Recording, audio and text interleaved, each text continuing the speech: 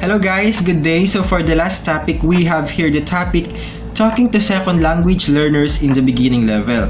So I am Aisen Percy Bolanadi from English 3.1 together with Mr. Michael Roy Alva to discuss furthermore about on the last subtopic of this specific topic.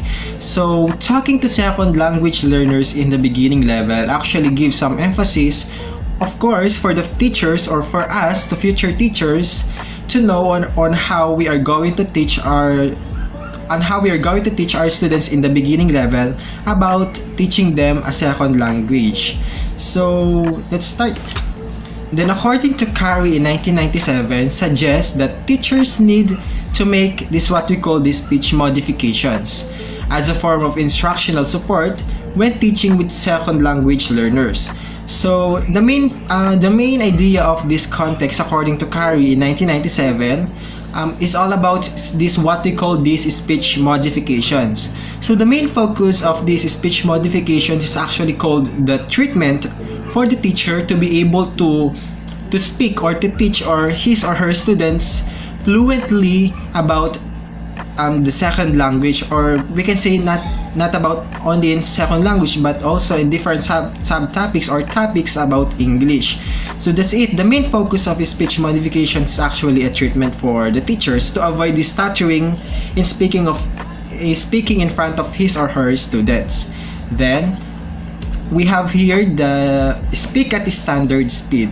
So basically these are some actually points or key points or ideas for the future teacher to us to be able to teach our students perfectly about second language. So the first here we have speak at standard speed.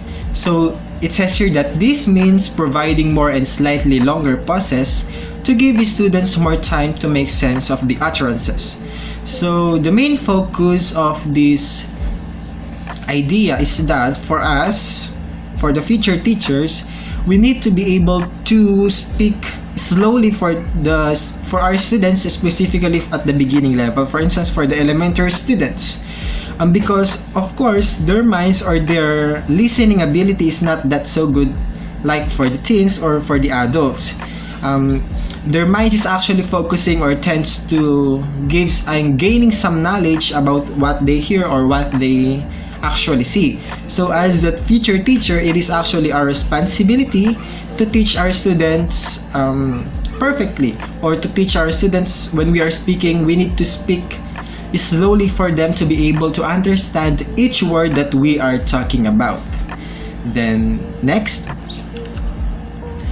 use more gestures, movement, and facial expression. So it says here that these provide emphasis on words and give learners extra clues as they search for meanings. So it is very obvious that as a teacher, when we are teaching, we're not just about to talk in front of our students. So this can give some instances for our students that they might get easily bored. So it says here that use more gestures, movement, and facial expressions. So this can give some emphasis for the students to be able to listen for the teacher energetic. So another thing is that when we are teaching, we're not just talking in front of our class or in the blackboard. So another plus point is that we can walk around the classroom while we are talking. We can search for the students that they are listening carefully about the topic, or we can use some gesture movements, or we can use our facial expression for them to be able to listen to us carefully. Then that's it. So for the next topic, Mr. Michael Roy Alva will going to discuss furthermore about it. So thank you guys for listening and have a good day. Good evening, everyone.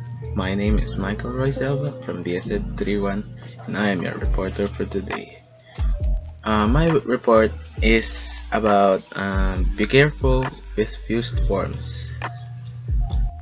Language comprehensions or reduces forms can be difficult for learners Use these forms without overusing or eliminating them altogether.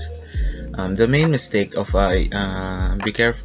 this theme is that it occurs when two complete sentences are squashed together without using any punctuation and coordinating conjunctions. Next one is use shorter and simpler sentences. As much as possible, you need to think of a way that you can make your sentence simpler and shorter, so that the person you're trying to speak to can understand it in a simpler term. Next one is use specific names instead of pronouns. For example, you're in a school ball, then you wanted to call out your crush for a dance. Then you mentioned that, a girl I like, please come here on the stage and dance with me. The students will now be confused because they do not know who that girl is. To be exact, you need to be precise and specific. You need to be specific on what you wanted to say. Mention her name, not mention the girl. Okay? That's all for my report. Thank you for listening.